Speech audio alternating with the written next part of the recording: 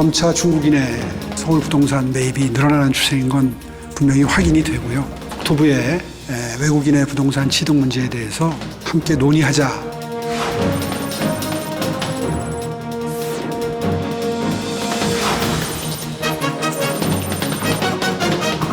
카카오가 알리페이의 거래 정보뿐 아니고요.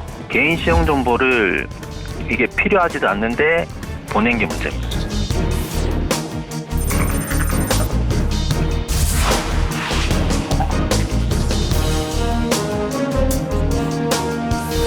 시청자 여러분 안녕하십니까? 그래픽으로 만나는 경제 토크쇼 픽. 복잡한 경제 이슈를 쉽고 명확하게 전달해 드리겠습니다. 최근에 중국 자본이 우리나라 부동산을 비롯해서 주요 기업의 지분을 인수하는 등 다양한 방식으로 잠식하고 있습니다. 차이나 머니가 국내 산업의 위기 요인이 될지 아니면 새로운 성장 동력이 될지 중국이 우리 시장의 영향력을 확대하는 이유부터 국내 경제에 미칠 파급 효과와 대응 방안까지 관련한 궁금증들을 낱낱이 분석해 드리겠습니다. 경제 토크쇼 픽 시작합니다.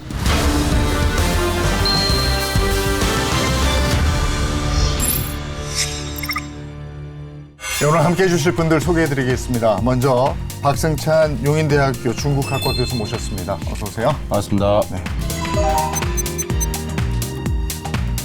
네, 문지영 대외경제정책연구원 부연구위원 모셨습니다. 어서 오세요. 반갑습니다.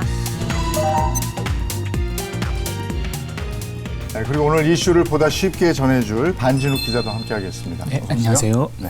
우리나라 외국인 집주인이 10만 명이 넘어섰다고 그럽니다. 그런데 대부분이 중국인이라는 얘기예요. 구체적으로 얼마나 됩니까? 국토교통부가 발표한 외국인 주택 토지 보유 통계에 따르면 지난해 12월 기준 외국인이 소유한 국내 주택은 10만 216가구로 나타났는데요. 국적별로는 중국인 소유가 5만 6,300일 가구로 가장 많았습니다. 외국인 보유 주택 중 약 9만여 가구가 아파트 등 공동주택이었는데요. 지역별로는 7만여 가구가 수도권에 있었고 경기, 서울, 인천 순으로 나타났습니다.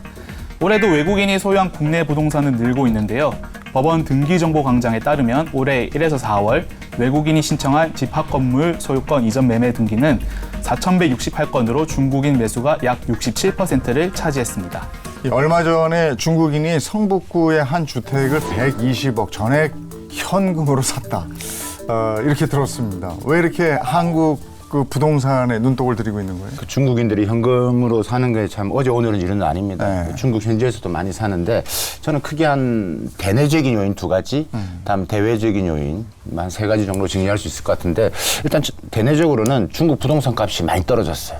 그러니까 예를 들면 뭐 상하이, 베이징도 뭐 한 20, 30% 떨어졌고 심한 곳은 완전히 반 정도 떨어졌거든요. 첫 번째가 그럴 것 같고 두 번째는 이제 좀 불안하다라는 거죠.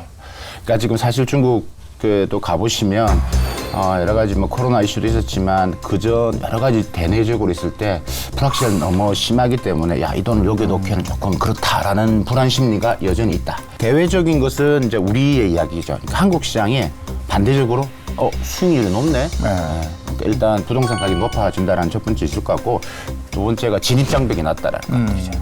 그다음에 규제가 좀 덜하다. 그러니까 이런 이유 때문에 아마도 이제 가장 가깝기도 하고 그래서 이제 한국에 아마 계속 뭐 이거는 제가 볼 때 이제 시작인 것 같고 더 많은 차이나 머니가 아마 한국 시장으로 들어오지 않을까라고 저는 보고 있습니다. 이 사람들이 집 사놓고 여기에 사는 거예요. 세 주고 그냥 본토에 가서 살고 이러는 거예요. 일단 가장 큰 부분은 여기에서 교육도 받고 거주하면서 실수요가 있었다. 그래서 부동산을 구매했을 가능성도 있지만은 더 큰 거는 교수님께서도 앞서 말씀하셨듯이 한국의 부동산 집값이 상당히 빠르게 오르고 있거든요. 네. 지난 10년간 살펴보면은 서울의 아파트 매매가가 약 150% 상승했다고 통계 자료가 나오고 있는데요. 그렇기 때문에 실거주의 목적도 있었지만은 여기에 굳이 살지 않더라도 충분한 투자로서도 메리트가 있다 이렇게 볼 수 있을 것 같습니다. 투자 목적. 네. 그러면 이 중국의 국내 부동산 보유 이런 것들이 부동산 시장이나 우리 경제에는 어떤 영향을 미치겠습니까? 일단은 아무래도 부동산 가격의 상승에 일단 기여할 수 있을 것 같다는 생각이 조금 들고 그러면 이제 부동산 생태계 어떤 교란이 될 수 있겠죠. 예를 들면은 호주 같은 경우에는 중국인 유학생이 매우 많은데요. 그래서 초반에 중국 사람들이 호주 부동산을 많이 샀었거든요. 그래서 지금 호주 집값이 많이 오른 것도 그 기여로 보고 앞서 말씀드린 것처럼 그들이 투자 목적으로 사기 때문에 어떻게 보면 좀 공실로 남아있는 거잖아요. 렌트가 되지 않고 공실로 남아있고 그래서 호주 거주인들이 국내 사람들이 집을 살 때도 상당히 어려움을 겪고 있다. 이렇게 볼 수 있을 것 같습니다. 앞에서 이제 이게 실수요자냐고 했을 때 조금 지역을 나눠서 봐야 될 것 같아요. 그러니까 예를 들면 서울 같은 경우는 실수요자가 아닐 가능성도 있습니다. 예, 실수요자가 아닐 가능성이 있고 진짜 말 그대로 투기의 목적이 있을 수 있다. 경기도 같은 경우는 결국은 지금 봤을 때 부천, 안산 여기 이제 중국인들이 많이 살고 있고 거기는 우리 교포분들도 살고 있고 그러면 실거주용이 가능성이 높죠. 그다음에 또 이제 서울이다 하더라도 자녀가 아까 우리 말씀하셨다시피 유학을 왔기 때문에 부모가 어차피 4년 대학원 다닐 것 같으면 그냥 사 이렇게 해서 부모가 사주는 경우도 있어요. 그렇지. 여기 집값이 오르니까 4년 후에는 네 학비 빠진다. 학비 뭐 빠진다라는 얘기 때문에 그냥 어차피 앞에 제가 말씀드렸던 그 이유 때문에 야 지금 여기 놔두니 야 지금 집값도 괜찮은 것 같고 지금 너희가 지금 석사까지 한다며 그러니까 아예 사주는 경우도 있다라는 거죠. 그런 목적이 있는 것 같고 이게 이제 우리가 우리 경제에 어떤 영향을 미치냐라고 좀 봤을 때는 사실 긍정과 부정이 다 있긴 합니다. 그래서 뭐 집값이 떨어지는 입장에서는 계속 사주기를 바라는 게 있고. 근데 이게 사실 부동산만 우리가 이야기를 하지만 사실 지금 토지 매입, 그러니까 땅도 지금 사고 있다라는. 우리 최근에 보시면 중국 대사관이 우리 저 용산 근처에 땅 사가지고 난리가 났었거든요. 그래서 이럴 경우 이제 만약에 우리가 어느 정도 지금은 군사시설 조금 규제되는 부 빼고는 다 살 수가 있는데 우리가 전략 산업이라든가 전략적 지역을 조금은 좀 규정을 해서 이런 부분은 좀 규제가 필요합니다. 그래서 토지나 이런 부분들은 조금 걱정의 생각은 든다라고 말씀드릴 수 있습니다. 그러니까 내국인의 경우에는 부동산 거래할 때 규제가 많기 때문에 내국인하고 비교해서 역차별 논란도 있는 거고 그다음에 취득이나 보유에 대한 어떤 규제가 외국인들한테는 훨씬 덜해요? 뭐 어떻게 되는 거예요? 일단 국내의 규제가 외국인한테도 동일하게 적용되고 있다고 정부가 밝히고 있고요. 2021년 금융위원회와 금융감독원이 이제 말한 바에 따르면은 내 외국인 차별을 두지 않고 있으며 동등 원칙이 지켜지고 있다. 근데 이것은 외국인이 국내 금융기관에서 대출을 받거나 할 때의 이제 문제고 이 외국인이 만약에 해외에서 자금을 가지고 와서 한국에서 사는 경우에는 그러한 규제가 적용되지 않는다고 봐야죠. 그때는 해외에서 대출을 받거나 해외에서 자금을 가지고 오는 그 해외의 그 규제를 받는데 미국이나 중국에서 이 부분에 대해서 이렇게 완화된 그 대출 규제를 가지고 있다면 그게 적용된다고 봐야 되기 때문에 그러면은 이제 국내에 거주하시는 한국 분들에게는 좀 어려움이 있을 수 있을 것 같습니다. 아니, 당장 우리나라 같은 경우에는 소득과 관계없이 집이 뭐 얼마냐에 관계없이 이제 6억이잖아요. 최대한 대출받을 수 있는 돈이. 근데 이런 게 여기는 적용이 안 되고 저쪽 나라에서는 그렇죠. 저쪽 은행에서 대출 받을 때는 외국 은행은 이런 거 없을 거 아니에요. 네. 그러니까 그 돈으로 사면 된다. 뭐 이런 생각도 저는 얼핏 들거든요. 네, 그게 그래서 문제가 되는 것 같습니다. 그러면 해외에서는 어때요? 해외에서는 외국인이 부동산 취득할 때 어떤 규제가 있습니까? 일단 미국에서는 외국인의 이런 투자, 그러니까 국내에 대한 투자에 대해서 연방 차원 그리고 주 차원에서 이제 규제를 가지고 있는데요. 저희가 이제 잘 아시다시피 외국인 투자위원회에서는 이제 일부 부동산에 대해서 외국인이 직접 투자하는 경우에 이게 국가 안보에 영향이 있는지를 조금 보고 있고요. 2018년에 퍼마 심사로 범위가 확장되면서 이제 주요 시설에 있는 부동산 그리고 첨단 기술, 인프라, 데이터 이런 민감한 부분에 대한 외국인 투자에 대해서도 이제 검열을 하고 있습니다. 주 차원에서는 이제 플로리다 등 20개 이상의 주에서 중국, 러시아 등 국적의 외국인이 농지, 주택 매입을 한다면은 제한하거나 금지하는 법안을 시행하고 있습니다. 일단은 이게 외국에서 해외에서 외국인 부동산 투자 규제는 대부분 다 외국인 부동산이라지만 사실 타겟은 중국인입니다. 중국인이 워낙 많이 사기 때문에. 그래서 아까 말씀 미국에 이미 30개 주 이상에서 그러니까 중국인들 사기 힘들 정도로 지금 이렇게 문턱을 높여놨고 그래서 호주나 캐나다 같은 경우도 뭐 두 가지 큰 측면이죠. 첫 번째는 취득세를 높이고 그다음에 이제 그러니까 심사를 승인을 해줘야 된다. 그러니까 무조건 신고제가 아니라 심사를 하고 해주겠다. 이런 거기 때문에 이게 지금 이슈가 되고 있다는 것도 우리가 좀 말씀드릴 수 있을 것 같고. 그 중국은 어때요? 중국에서 우리가 부동산 살려면은 그거 좀 어렵다는 얘기 제가 들었거든요. 92년생 젊은 친구가 현금으로 한국에서 부동산 사는 것처럼 할 수는 없죠. 왜냐하면 중국에서 집을 살려면 거기에서 일을 하고 있는 합법적인 신분이 있어야 됩니다. 우리가 말한 취업 비자가 있어야지만 되고 기본적으로 내가 어느 정도 수익을 발생한다는 걸 증명을 해야지만 살 수가 있는 건데 무조건 돈을 가지고 있다 살 수 있는 건 아니다는 거죠. 그러니까 상호주의 원칙에서는 안 맞는 건 있죠. 그러니까 우리가 이런 것들은 조금은 생각해 볼 필요는 있다라는 겁니다. 근데 우리가 거기서 집을 산다는 자체도 집만 사는 거지 땅은 맞습니다. 중국 거라면서요. 자, 그럼 고액을 말씀드리면 중국은 기본적으로 이제 그 땅, 토지하고 건물하고는 전부 다 좀 분리되어 있습니다. 그러니까 땅 자체는 다 국유 토지입니다. 그렇다면. 네. 그러니까 국유 토지고 그러니까 사용권을 사는 거죠. 그러니까 기본적으로 아파트는 70년 동안 사용권을 사는 거거든요. 그러니까 토지가 예를 들면 이런 겁니다. 토지가 잘못되면 그 위에 지어져 있는 건물도 문제가 되는 겁니다. 예전에 우리 기업들이 이런 걸 많이 당했습니다. 아파트도 이게 이제 70년 사용권이 가지는데 또 많은 분들이 이렇게 물어보시거든요. 그럼 70년 후에는 공산당이 뺏어갑니까? 그렇진 않고 중국이 또 물권법도 나왔고 기본적으로 그 건물의 토지에 대해서 다 인정을 해주기 때문에 사유지에서 인정을 해주기 때문에 70년도 지나면 그다음 이걸 양도도 할 수 있고 또 상속도 할 수 있고 그렇지 안 그러면 중국인들이 그렇게 많이 사지는 않겠죠. 그다음에 중국 아파트 한국인도 많이 샀습니다. 돈을 많이 버신 분도 계시고 그렇기 때문에 그러니까 그런 차이점, 제도적인 측면은 있다. 이런 정도는 좀 설명을 드릴 필요는 있을 것 같습니다. 근데 중국인들이 외국에 있는 우리나라뿐이 아니고 외국에 있는 부동산에 혹하는 이유가 여기는 땅까지 주잖아요. 땅하고 건물인데 그러면 지하권, 지상권, 공중권까지 다 있는 거거든요. 그게 가장 큰 거죠. 일단 느낌이 다르죠. 그렇죠. 그 우리나라도 외국인을 대상으로 해서 국내 토지거래 허가제를 도입하자 이런 법안이 나왔는데 이게 실효성이 있습니까? 사실 이게 상업적인 거래이기 때문에 쉽지는 않습니다.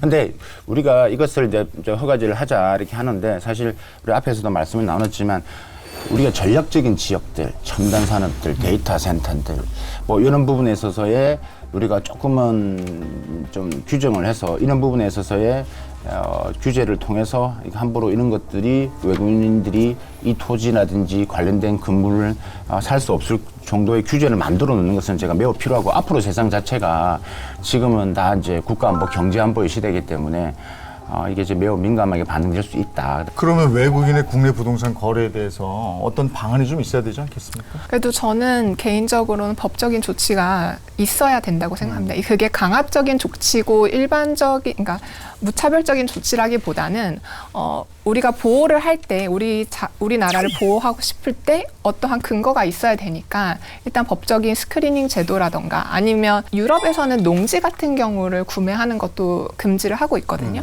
그러니까 한국에서도 농지가 매우 중요하고 말씀하신 것처럼 저희가 전략적으로 제조업을 발전시키기 위해서는 이 부지 확보가 중요한데 되게 중요한 곳에 다른 나라 외국인들이 거기를 이미 구매해 놨으면 저희가 그 지역을 발전시키기도 어려울 수가 있습니다. 그래서 이러한 것들을 좀 사전에 예방할 수 있는 규정이 저는 필요하다고 생각합니다. 네. 중국 자본의 국내 침투. 이게 부동산에 국한된 게 아니라고 그래요. 전방위적이라고 그러는데 지금 현황이 어떻습니까? 네, 산업통상자원부가 최근 발표한 2024년 외국인 직접 투자 현황에 따르면 지난해 신고 기준 투자액은 345억 7천여만 달러로 전년 대비 5.6% 증가했는데요. 이 기간 중국의 신고 기준 투자액은 57억 9천여만 달러로 전년 대비 266.2%나 늘었습니다. 업종별로 살펴보면 중국의 대한국 투자에서 가장 큰 비중을 차지하는 것은 제조업으로 나타났는데요. 해당 투자 규모는 44억 6천여만 달러로 전년 대비 243% 늘었고 같은 기간 서비스업은 12억 7천여만 달러로 전년 대비 356.9% 증가했습니다. 우리나라 기업을 사가지고 여기서 사업을 하는 거죠? 그러니까. 지금 부동산을 넘어서 지금 중국 기업들이 지금 전방위적으로 이렇게 들어오는 것은 이유가 뭐냐라고 이제 봤을 때 그러면 이제 결국은 이게 지금 일어나고 있는 그러니까 미중 패권 전쟁에 이런 여러 가지 나비 효과들, 특히 이제 트럼프발의 여러 가지 이런 관세 전쟁에 따라서 지금 이렇게 전체적인 구도가 지금 바뀌고 있다라는 것들이죠. 특히 이제 기업들 이야기를 한다라면 그 나비 효과가 어떻게 하냐면 일단은 지금 중국 기업들도 지금 미국에 수출을 못하니까 생존을 위해서는 일단 밖으로 나가야 되는 것들. 그러니까 중국 정부도 이걸 이제 중국에서는 출해라고 하거든요. 바다로 나간다라는, 그러니까 해외에 나가라는 것 뜻이죠. 제가 창원을 갔었는데 창원에 우리 제조기업들이 많잖아요. 이미 벌써 이제 부동산을 통해서 연락이 온다라는 것들이죠. 대표님 파실 생각이 없는지. 그러니까 지금 제가 창원에서 강의를 하면서 이게 나비 효과에 설명을 하니까 기업들이 CEO분들이 이제 반응이 이제 오는 거죠. 내가 지금 이런 경험을 하고 있다. 근데 그 시작에 불과하다는 것들이죠.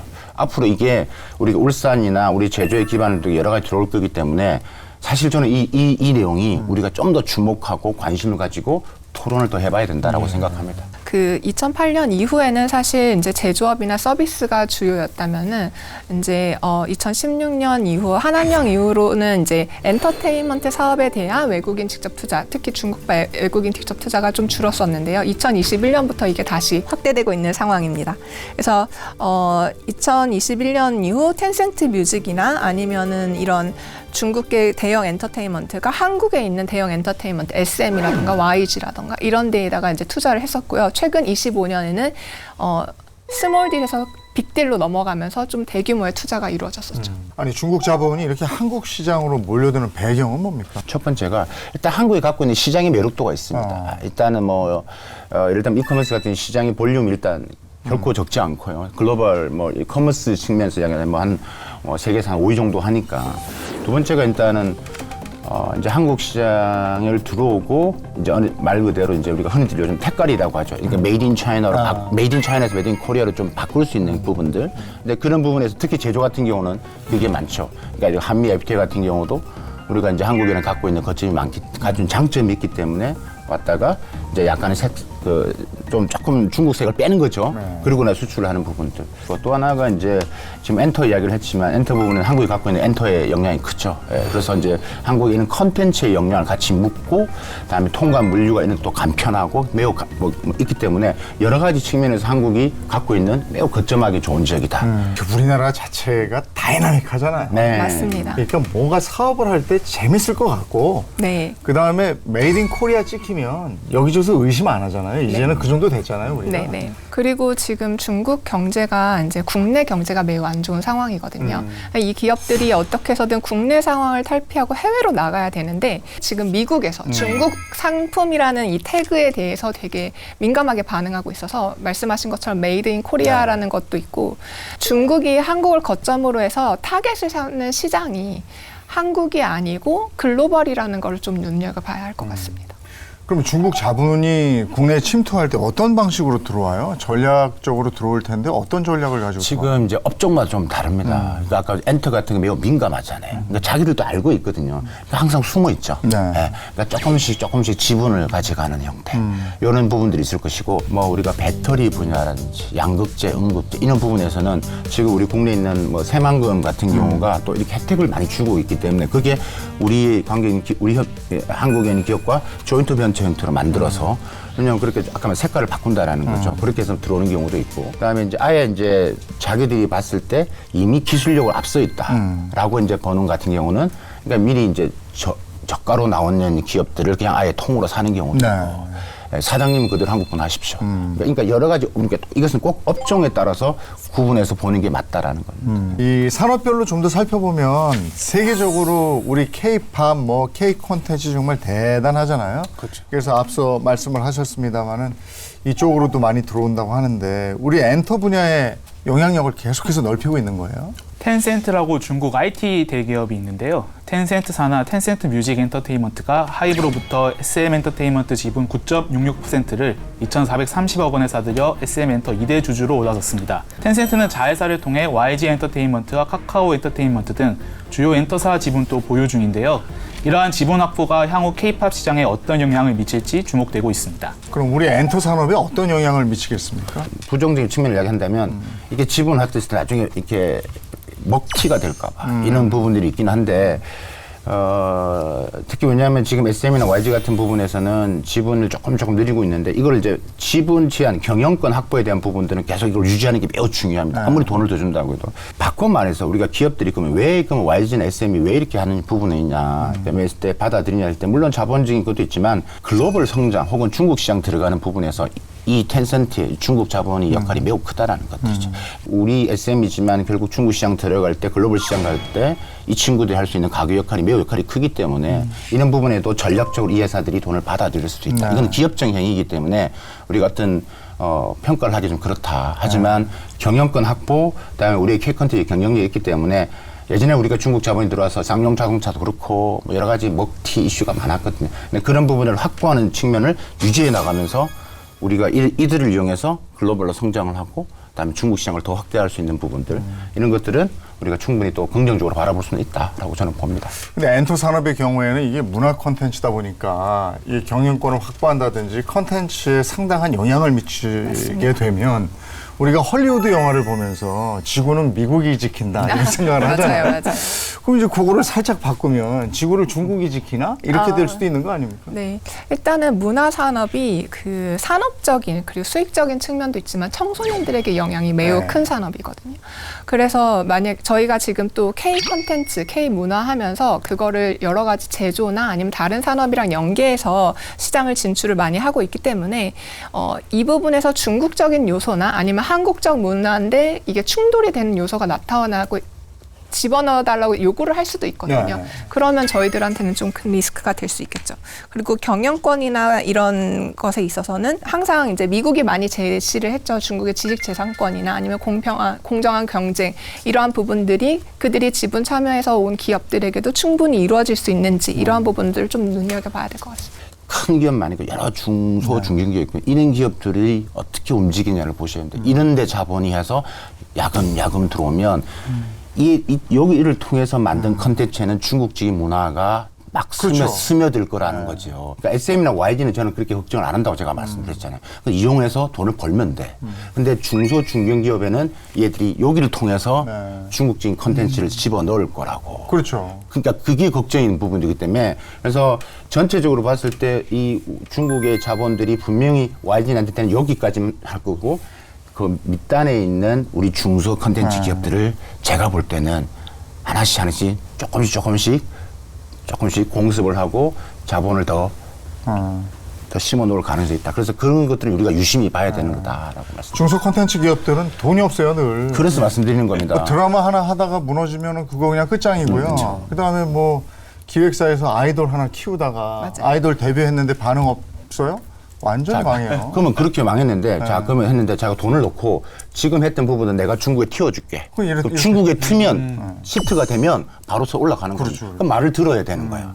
그러니까 구조가 그런 식으로, 시장 구조 그렇게 바뀌어버리면 안 되는 거죠. 게임 업계도 또 중국 자본이 많이 들어와 있다면서요? 국내 게임 업계의 큰손 역시 텐센트인데요. 현재 텐센트는 국내 주요 게임사인 시프트업과 넷마블의 지분을 적지 않게 소유해 2대 주주로 올라 있고 크래프톤과 카카오게임즈의 지분도 갖고 있습니다. 업계에서 한국 게임 산업이 갈수록 텐센트 의존도가 높아진다는 점에 대한 우려가 적지 않은데요. 여기에 우리나라 게임 산업의 맏형격인 넥슨 인수설까지 나오고 있는 상황입니다. 텐센트의 넥센 인수설. 이거 어떻게 보십니까? 이거 뭐 이슈가 됐기 때문에 매우 쉽지 않을 겁니다. 이미 뭐 본인도 뭐 지금 부인을 하고 있고 했기 때문에. 근데 그냥 나오진 않거든요. 이게 지금 이 게임 산업 자체가 중국이 워낙 많이 치고 올라오고 있습니다. 지금 뭐 세계에서 두 번째로 게임 시장이긴 하지만 게임 자체를 많이 만듭니다. 이건 게임 업계 목소리입니다. 근데 그걸 지켜보면서 이제 이게 한 20조 정도 된다는데 더 떨어지면 또 살 수도 있는 거고. 그러니까 총알은 계속 준비하고 있다. 이것은 분명하게 보인다. 만약에 인수가 현실화되면 국내 게임 산업에도 상당 부분 변화가 있을 거 아니에요? 맞아요. 만약에 인수가 성사될 경우는 국내 상위 3대 게임사죠. 넷마블, 크래프톤, 넥슨 모두가 중국 자본의 영향력에 들어가게 됩니다. 여행사도 그렇대요. 지금 여행사도 급속도로 영향력을 키우고 있다면서요? 중국 최대 온라인 여행사 트립닷컴이 최근 국내 여행 업계에 급속도로 영향력을 키우고 있는데요. 데이터 분석 기업 IJWorks에 따르면 지난 1월 트립닷컴이 여행 관련 신규 앱 다운로드 건수에서 34만 건을 기록하며 압도적 1위를 차지했습니다. 트립닷컴의 빠른 성장 배경은 가격 경쟁력인데요. 최저가 마케팅 공세를 벌이며 숙박뿐 아니라 항공권 시장에서도 빠르게 성장하고 있는 추세입니다. 이것뿐이 아니고 중국 자본이 국내 금융시장 그리고 특히 간편 결제망 분야를 잠식하고 있다 이런 얘기인데 관련 내용을 반진욱 기자가 알아왔습니다.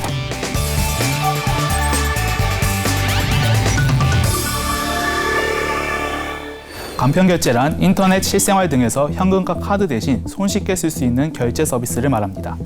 현재도 여러분이 편하게 쓰시는 카카오페이, 토스페이 등이 대표적인 국내 간편결제 서비스입니다.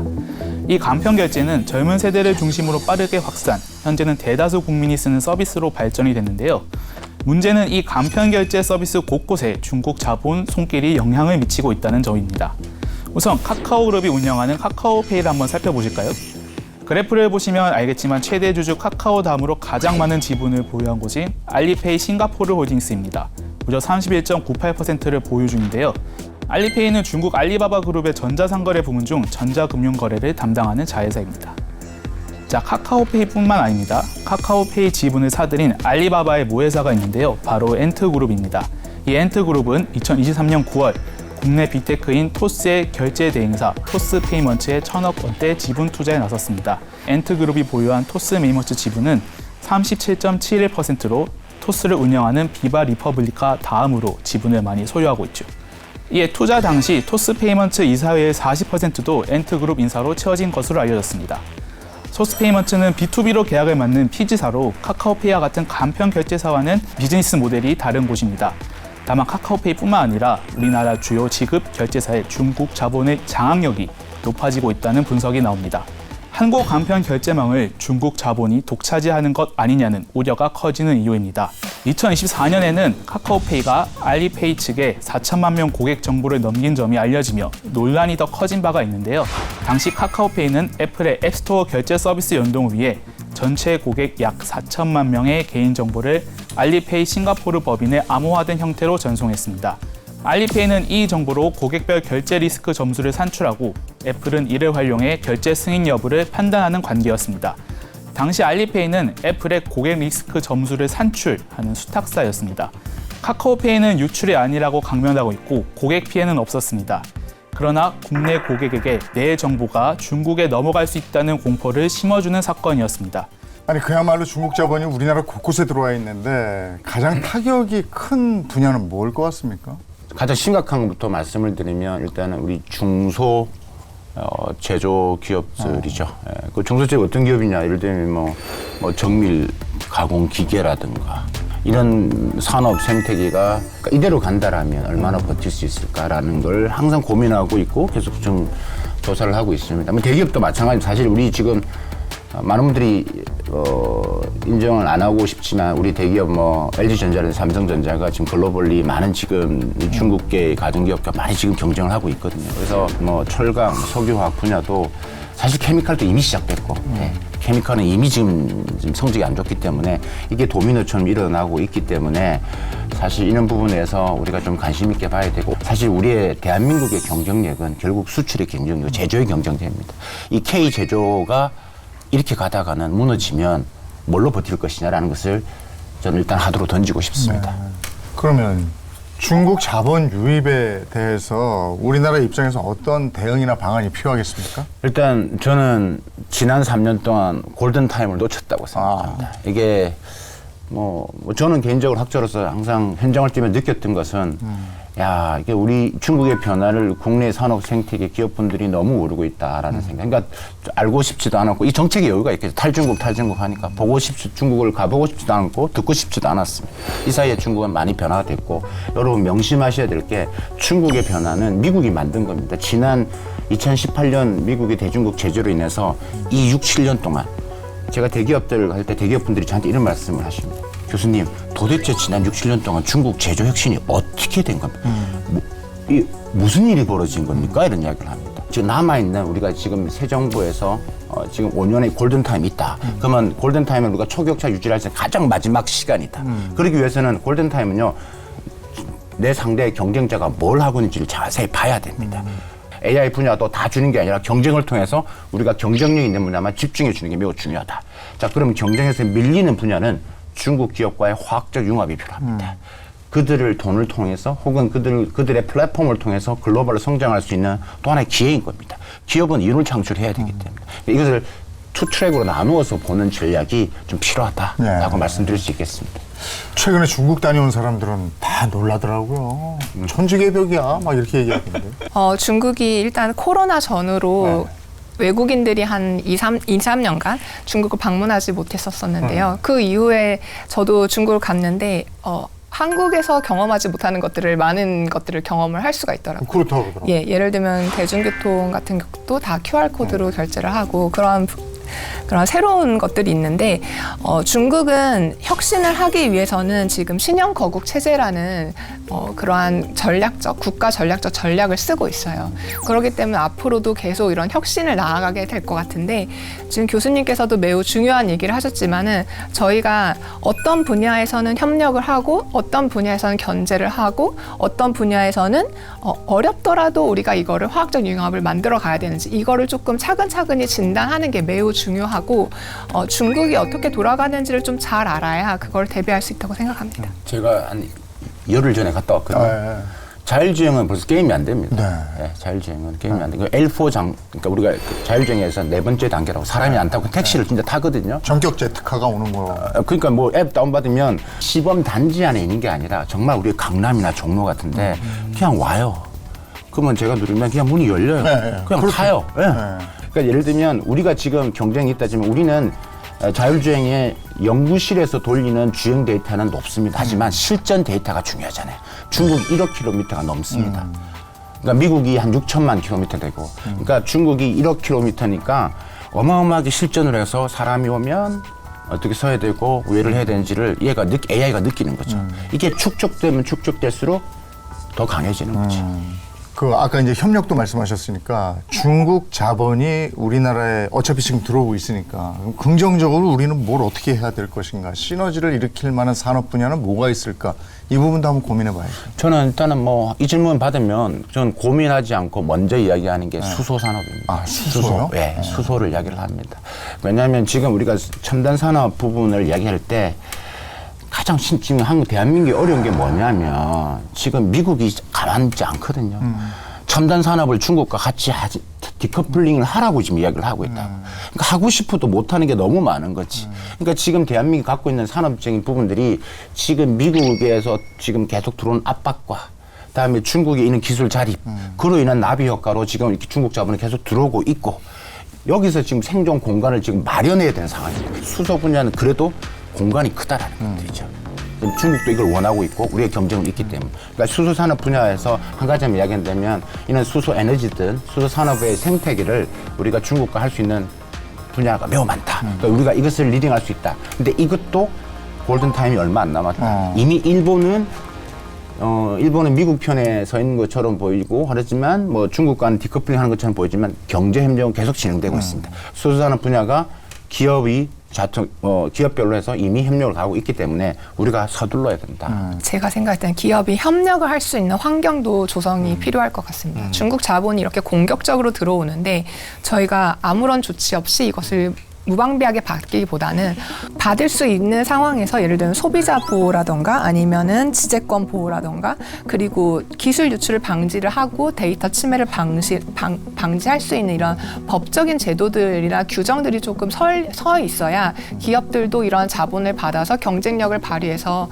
협력을 할 수 있는 환경이 조성되지 않는가라는 생각이 들고 한국 기업들이 지금 중국에 들어가는 게 매우 어렵거든요. 예를 들면 반간첩법이라던가 아니면 국가안보와 관련됐던 산업에 대해서 이 기업들이 들어오는 거를 중국은 제도적으로 오픈되어 있지만 또 그 오픈되어 있는 상황에서도 또 들어가기 어려운 장벽들이 조금 존재를 하거든요. 그래서 한국 기업들도 이렇게 어려움을 겪는데 중국 기업들이 오히려 나와서 한국 기업과 할 때 한국 기업이 자신을 보호할 수 있는 이런 조치들이 좀 마련이 돼야 협력도 같이 될 수 있지 않을까 그렇게 생각합니다. 네, 중국 자본의 유입이 국내 시장에 미치는 영향이 크죠. 그 큰 만큼 위기와 기회 요인을 잘 파악을 해서 실질적인 대응책을 마련해야 되겠다라는 생각이 다시 한번 들었습니다.